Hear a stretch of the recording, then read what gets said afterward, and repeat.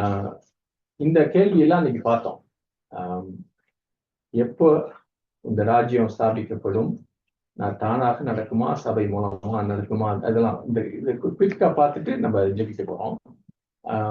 ஆக்சுவலா ஒரு அருமையான வசனம் இருக்கு. இன்னைக்கு நான் அதை உங்களுக்கு சில பேருக்கு நீங்க பார்த்துருப்பீங்க. தானியலுக்கு ஒரு நெபுகத்நேசருக்கு ஒரு ட்ரீம் வந்துச்சு, சொப்பனம் வந்துச்சு.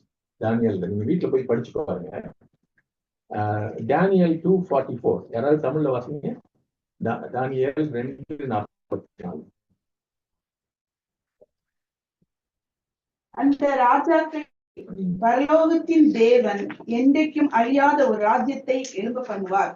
அந்த ராஜ்யம் வேறு ஜனத்துக்கு விடப்படுவதில்லை. ஒரு கல் கையால் பெயர்க்கப்படாமல் மலையிலிருந்து பெயர்ந்து உருண்டு வந்து இரும்பையும் வெண்கலத்தையும் களிமண்ணையும் வெள்ளியையும் பொன்னையும் 44 மட்டும் அப்படியே தமிழ்ல பொன்னையும் நொறுக்கினதை நீர் கண்டீரே, அப்படியே அது அந்த ராஜ்யங்களை எல்லாம் நொறுக்கி நிர்மூலமாக்கி தானோ என்றென்றைக்கும் நிற்கும். ஆமென், ஆமென். நல்ல கிளியரா இருக்குது. பரலோகத்தின் தேவன் எப்பயும் அசையாத, அழிக்க முடியாத ஒரு ராஜ்யத்தை இந்த எல்லா ராஜ்யங்களுக்கு மேல ஸ்தாபிப்பாரு. So it's a very powerful verse. நல்ல ஒரு வல்லமையான வசனம். இதுல நிறைய காரியம் தேவன் செய்ய போகிற காரியத்தை நம்ம கத்துக்கணும். we are not God. நாம் தேவர்கள் அல்ல. நமக்கு ஆண்டவர் அதிகாரம் கொடுத்திருக்கார், நேற்று கூட பார்த்தோம். ஆனால் இந்த வசனத்தை வைத்து பார்க்கும்போது சில காரியங்கள் நல்லா புரியும். முழுசுமா தேவனுடைய ராஜ்யத்தை, அந்த கவர்மெண்ட்டை, அந்த அரசாங்கத்தை நிச்சயமாய் இயேசு கிறிஸ்து ஆகிய ராஜா மூலமாக தேவன் ஸ்தாபிப்பார் ஒரு நாள்ல. இதுல அதை ஸ்தாபிக்கும் போது இந்த உலகத்துல இருக்க மற்ற எல்லா அரசாங்கங்களும் முடியும். ஏனென்றால் இதுல என்னன்னா, இந்த வசனத்துல எவ்வளவு காரியம் இருக்குன்னா, இதுல நம்ம பார்க்கிறோம் தேவனுடைய இறையாண்மையும் தேவனுடைய வல்லமையும். It's a verse about sovereignty and the power of God. அப்படின்னா தேவன் மாத்திரமே இதை ஸ்தாபிப்பார். அதை ஒரு நாளும் அதுக்கப்புறம் யாரும் அசைக்க முடியாது. செகண்ட், இதுல பார்க்கும்போது இந்த தேவனுடைய ராஜ்யம் இங்க இந்த பூமியில ஸ்தாபிக்கப்படும் போது அது அசையாத ஒரு ராஜ்யம். உலகத்துல இருக்கிற ராஜ்யங்கள் எல்லாம் வருது பாருங்க. ஒவ்வொரு எலெக்ஷன் வந்தாலும், இன்னைக்கு ஸ்ரீலங்கால எலெக்ஷன் வந்து ஒவ்வொரு ஊர்லயும் நடந்துட்டு இருக்கு எலெக்ஷன். ஒரு எலெக்ஷன் வந்தோன்னா அடுத்த ஆள் போயிடுறாங்க இல்லையா? அமெரிக்கால எலெக்ஷன் இருந்துச்சு, நம்ம கண்ணால பாக்குறோம். ராஜாக்கள் வருகிறாங்க, ராஜாக்கள் போறாங்க. ஆனால் ராஜாதி ராஜாவாகிய இயேசு கிறிஸ்து வந்து ராஜ்யத்தை ஸ்தாபிக்கும் போது அது எப்போதும் நிரந்தரமான ஒரு ராஜ்யம். ஆமென். ஏன்னா அதுல வந்து இந்த உலகத்துல இருக்கிற எல்லா வல்லமைகளும் எல்லா அதிகாரங்களுக்கும் மேலாக ஒரு ஃபைனல் வெற்றி, அல்டிமேட் வெற்றி, கடைசியான ஒரு ஜெயத்தை தேவன் எடுப்பார். ஆமென். அது எப்படின்னா தேவனே இறங்கி வந்து, சில படங்கள்லாம் பார்க்க போறோம், ஆண்டவராய் இயேசு கிறிஸ்துவே இறங்கி வந்து பிதாவின் திட்டத்தை நிறைவேற்ற போறாரு. அது நமக்கு எல்லாருக்கும் ரொம்ப ஒரு ஆனந்தமா இருக்கும். இன்றைக்கு நம்ம பார்க்கறது ஒரு வரப்போறதுக்கு ஒரு சாம்பிள், ஒரு ரிஹர்சல்னு சொல்லுவாங்கல்ல. சினிமா வரதுக்கு முன்னாடி இதை போடுவாங்கல்ல, ட்ரெய்லர்.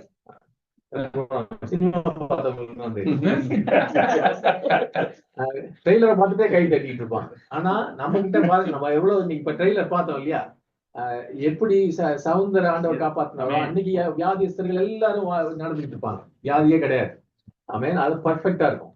தேவனே அதை செய்வார். Establishment of God's kingdom is supernatural and miraculous even. இது நம்ம நினைக்கிற மாதிரி இது அதெல்லாம் இல்ல. தேவன் ஒரு அற்புதமான விதத்துல வர போறாரு, இதை செய்ய போறாரு. ஆமென். அந்த நேரத்துல எந்த மனுஷர்களும் அவருக்கு உதவி செய்வாங்க. எந்த மனுஷ பலமும் தேவையில்லை. தேவனுடைய சித்தத்தின்படி, தேவனுடைய ஆக்ஷன் படி நடக்கும். ஆமென். இது அவருடைய திட்டத்தின்படி இந்த உலகத்தின் சரித்திரத்தை அவர் கொண்டு போய் கொண்டிருக்கிறார். பல பேர் நமக்கு நிறைய நேரம் புரிய மாட்டேங்குது, ஏன் இப்படி நடக்குது, ஏன் இவன் ஜெயிச்சான் அவன் ஜெயிச்சான்லாம் யோசிச்சுட்டு இருக்கோம். பட் ஆண்டவர் ஒர்க் பண்ணிட்டு இருக்காரு பின்னாடி. நிச்சயமா வரப்போற நாட்கள்ல இந்த எல்லா ராஜ்யங்களும் முடிவடைய போகுது என்பதையும் இந்த வசனம் காட்டு. கடைசியாக மற்ற நிறைய வசனங்கள் இருக்குது. ஒரு வசனமே அவ்வளவு பியூட்டிஃபுல்லா எல்லாத்தையும் காட்டுது வரப்போறது. ஆனா இது புதிய வானம் புதிய பூமி வெளிப்படுத்தின விசேஷம் தெசலோனிக எல்லாத்துலயும் ஆண்டவராக இயேசு கிறிஸ்து சொல்லி கொடுத்தாரு இதெல்லாம். மத்தேயு. அதே சமயத்துல அவர் வந்து இதெல்லாம் செய்ய போறாருன்னு நம்ம அப்படி கையை கட்டிட்டு தூங்குவதற்காக இந்த வசனங்களை சொல்ல.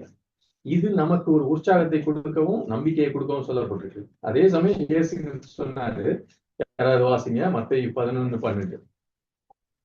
யோவான் ஸ்நானம் காலம் முதல் இதுவரைக்கும் பரலோக ராஜ்யம் பலவந்தம் பண்ணப்படுகிறது, பலவந்தம் பண்ணுகிறவர்கள் அதை பிடித்துக் கொள்கிறார்கள். The kingdom of heaven has been forcefully advancing. பலவந்தமாய், forcefully moving.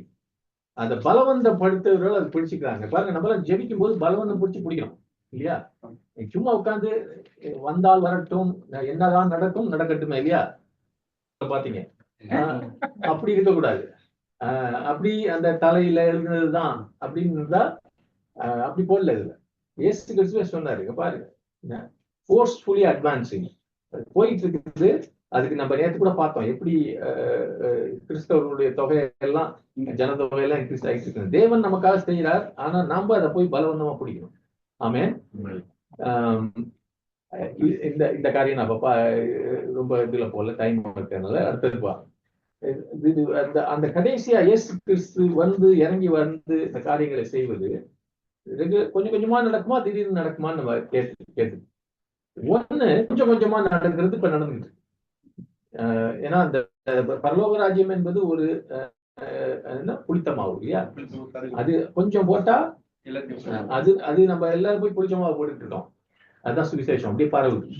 அடுத்தது அவர் சொன்னாரு விதைன்னு. இந்த விதையை குறித்து அடுத்த வருஷம் முழுதும் பார்க்க போறோம். ஒரு விதையில ஒரு பெரிய மரம் இருக்குது, ஒரு விதையில எக்கச்சக்கமா ஃப்ரூட்ஸ் இருக்குது. இன்னைக்கு கூட ஒரு எக்ஸாம்பிள் பார்த்தோம்.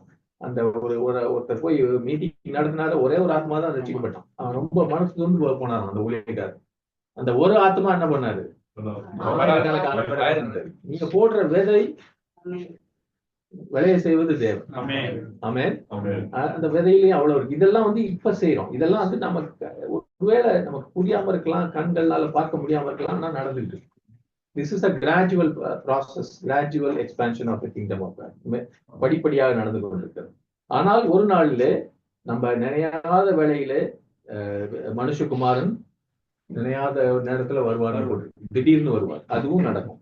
அப்ப முடிவு வரும். இது ரெண்டும் பாருங்க.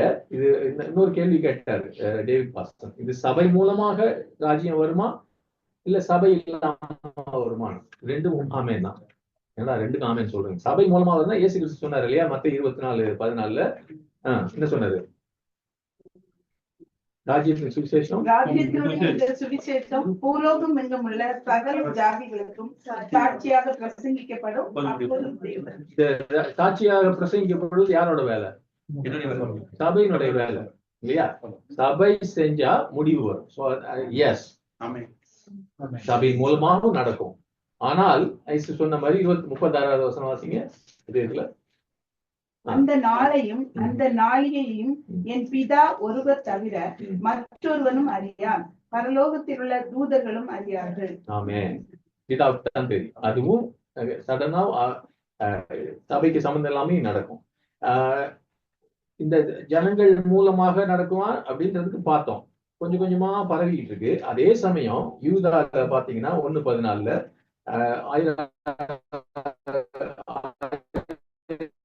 1000 தூதர்களோடு இயேசு கிறிஸ்து வருகிறார். ஆதாமுக்கு 7ஆம் தலைமுறையான ஏனோக்கும் இவர்களை குறித்து இதோ எல்லாருக்கும் நியாயத்தீர்ப்பு கொடுக்கிறதற்கும் அவர்களில் அபபக்தி உள்ளவர்கள் யாவரையும் அபபக்தியாய் செய்துள்ள சகல அபபக்தியான கிரிகள் நிமித்தமும் தமக்கு விரோதமாக அபபக்தியுள்ள பாவிகள் பேசின கடின வார்த்தைகளின் நிமித்தமும் அவர்களை கண்டிக்கிறதற்கும் 1000 தமது பரிசுத்தவான்கள் கூட கர்த்தர் வருகிறார் என்று முன்னறிவித்தார். மேல இருந்து ஒரு ஹெவன்ல இருந்து வர போறாங்க. ஆமென். அதே சமயம் இயேசு கிறிஸ்து சொன்னார் அப்போஸ்தலர் 1:8 யாருக்காவது தெரியுமா? பரிசுத்த ஆவியை கொடுத்து வரும்போது நீங்க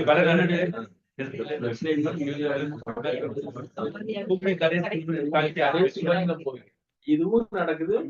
There is a earthly invasion, there is going to be a heavenly invasion. Yes. Amen. Amen. Hallelujah.